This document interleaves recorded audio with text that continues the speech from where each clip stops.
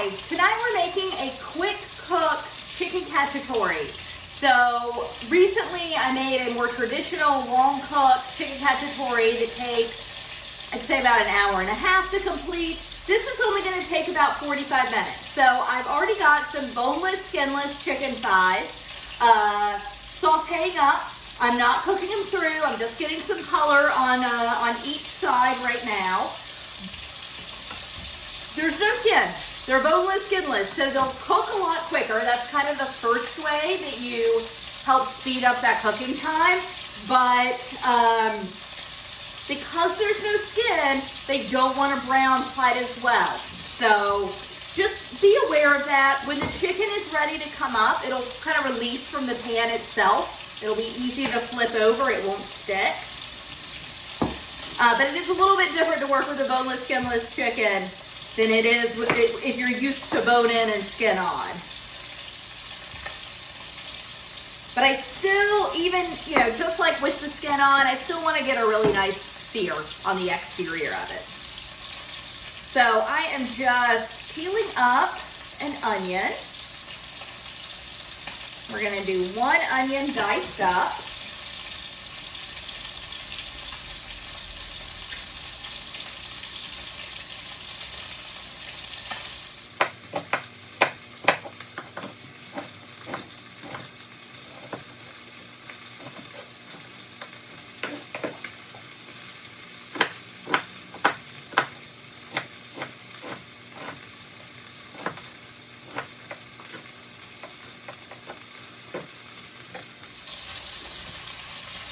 All right, so you just kind of gently try to release or flip it over. None of these pieces are releasing. They're all stuck pretty good, which means they're not ready to turn over yet. Not ready to flip. So you just let them keep on cooking. Slide your onions aside. We're going to do a red bell pepper. So far, with the exception of the boneless, skinless chicken thighs, it's pretty similar to the original.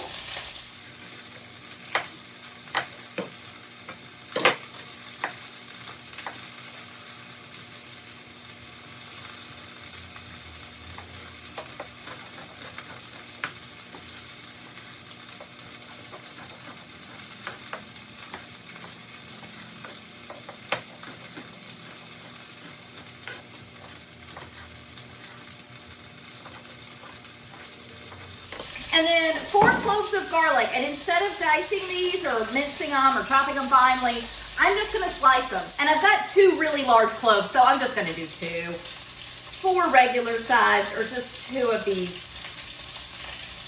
monster cloves. All right, there we go. So it's not incredibly brown, but it does have like some good brownness to it. Not as brown as if it were, had the skin on it, but that's pretty much what you're going to get without skin. But they're coming up. Oh, that one's still sticking. Nope, here it comes. Flip it over. Going to slice up my garlic.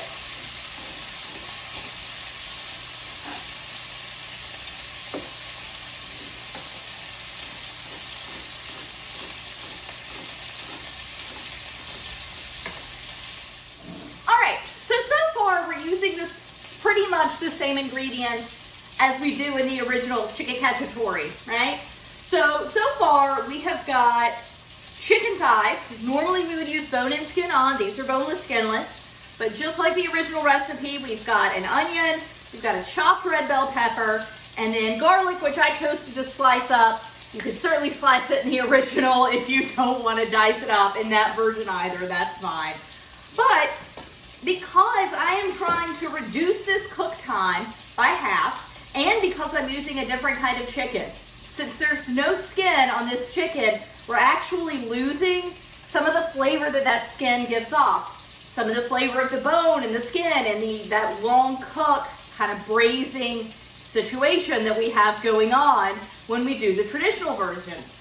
So you gotta find some ways to add some extra flavor and just extra taste into your dish. And that's really true of pretty much any kind of quick cook recipe. You've got to add a way to find a way to add some additional flavor. So one thing I'm gonna do, I'm gonna add a roasted red pepper.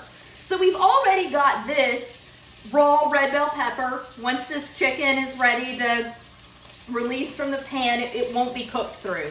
But once I can get it out of the pan, I'll start to get this cooking. But the roasted red bell pepper is gonna add just an additional flavor that we don't have that in the original, to try and kind of make up for some of the flavor we're losing by doing half the cook time, okay?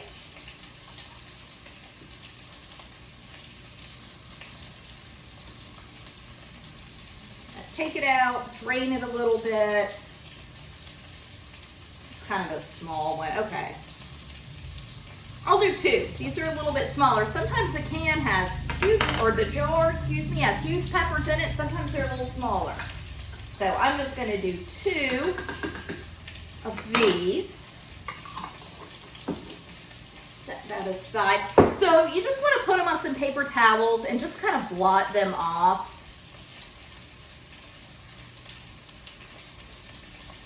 They don't need to be completely dry, but just some of that excess moisture on them can come off.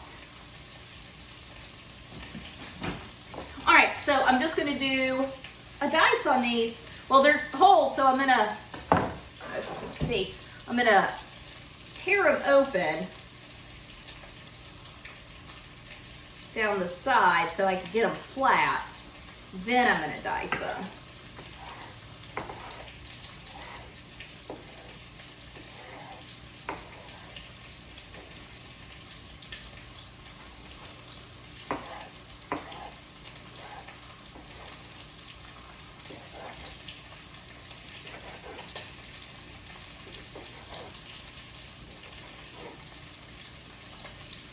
All right, and I'm gonna scoot that aside. That's something that I will actually add towards the end when I add in my capers. I'll put it in before I do the capers, which the capers are honestly done at the very, very end, almost more as a garnish than anything else. I do wanna get a little cook time on this, but not a whole lot.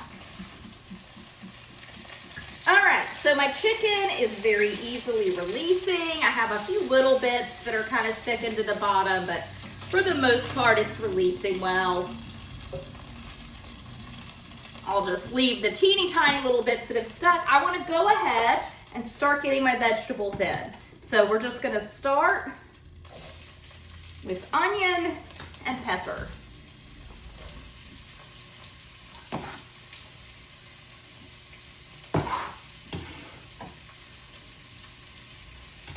And I'll get a little salt and pepper on these. And the chicken was, I salted and peppered the chicken before I put it in. So get them all tossed in the fat, and you may need to, I think I'm good at the moment, but you might have to add more olive oil just when you're cooking chicken without skin. You very likely will have to add some more olive oil. All right, so I'm gonna let these start to get some color on them, and we'll meet right back here. Okay, so my vegetables, my onion and pepper, have both gotten nice and soft. They've got a little bit of browning going on the edges. So I am gonna toss my garlic in, and then I'm gonna add anchovies. You could add anchovy paste as well.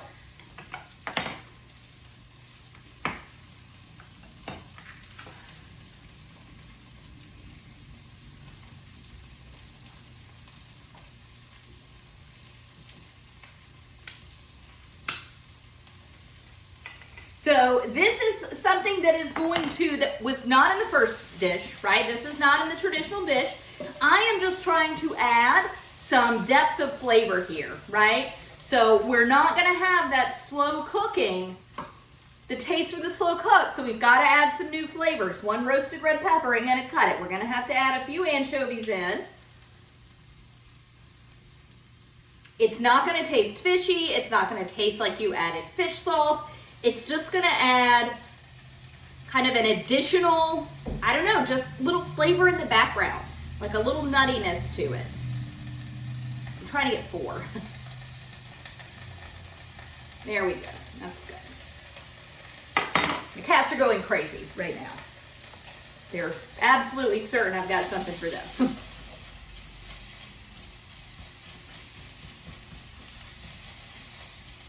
And I just kind of work them around a little and start breaking them down.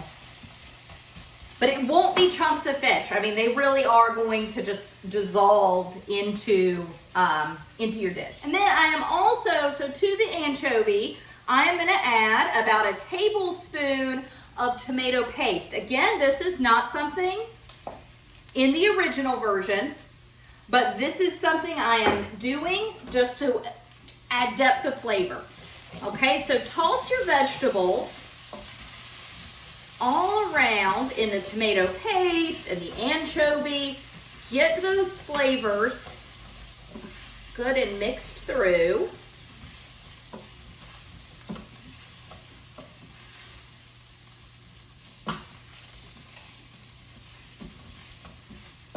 Get all your vegetables coated. I see a little bit of tomato paste on everything.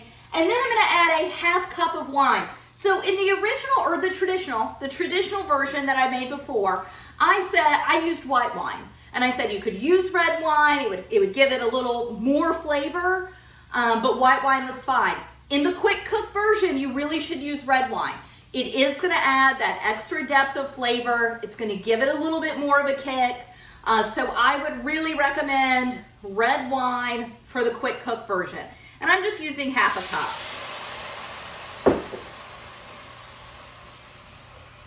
And just run it around, get it deglazed. Wait for that alcohol to cook off.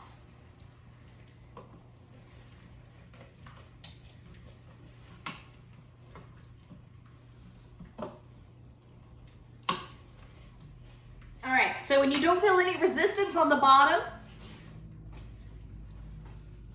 and you don't smell any alcohol on top, you can move on to your next step.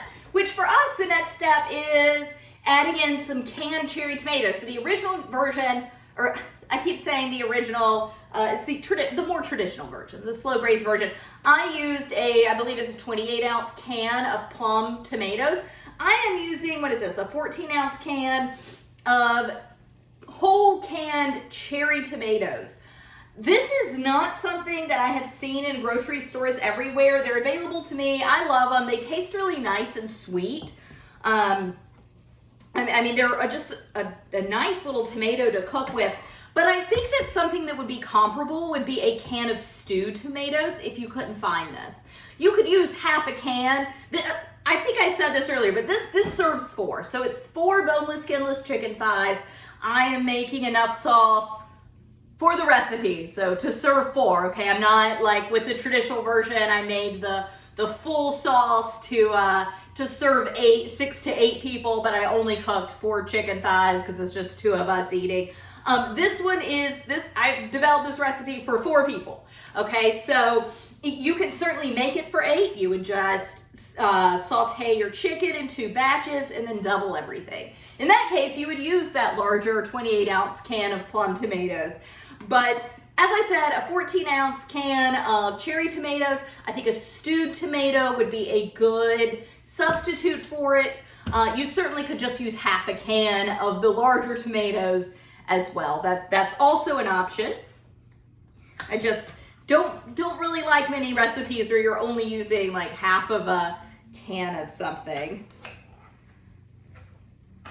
I mean, I always use up the other half of the can, but still.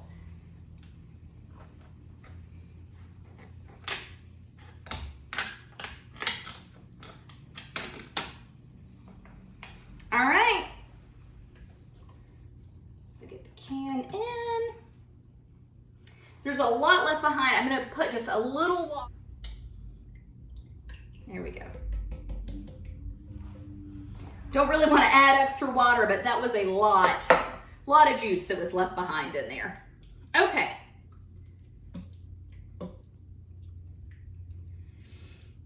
So now it's time. We have been cooking for, let's see, on my timer, it says 25 minutes. So we have been cooking for 25 minutes and we've pretty much got everything ready to go. I'm gonna go ahead and put my chicken back in. Now remember, This chicken has not cooked all the way through. Now it's got a lot more cook on it than if we were using bone-in skin-on thighs would. Just because there's less to cook, no bone, no skin. So it's much farther along than it would be if we were doing the traditional recipe, but it's still not cooked through. So 25 minutes, chicken is back in the pan. Oh, forgot to salt my sauce. Salt and pepper it. I have been doing that so much lately. I get to talking, I think, and then I just forget.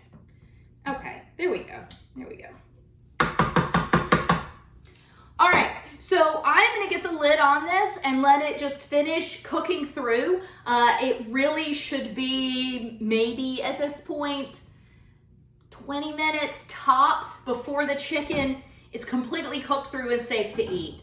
I will then add I think 20 minutes. I don't even think it's gonna be 20 minutes. It's probably gonna be more like 10 to even 15 minutes. Once you put the lid back on for this chicken to cook through. So that is 45 minutes to get like a weeknight chicken cacciatore on the table. Just before it's done, maybe it's the last 2 minutes of cooking, I will add in our roasted red pepper and about 2 tablespoons worth of capers. And then I'm gonna serve this over orzo, just a really nice, quick cooking pasta. I like its little size because it cooks quickly, but mostly I just like its little size with all the sauce that we're gonna have. I think orzo goes, the original version, if you remember, I did with grits, or the more traditional version. I untraditionally did with grits, which was so delicious. It was wonderful. As I said, I love grits and I don't keep polenta on hand, but this one will do orzo, which just cooks really quickly. You could use like an Israeli couscous or pearl couscous, it's often called. You could just use the regular teeny tiny little couscous. That cooks up super quick and would be really good with this as well. So any kind of quick cooking starch would be great with it. And then a little side salad and you've got a whole meal. But I will bring you back when I add the rest of it in. Until then, bye and thank you.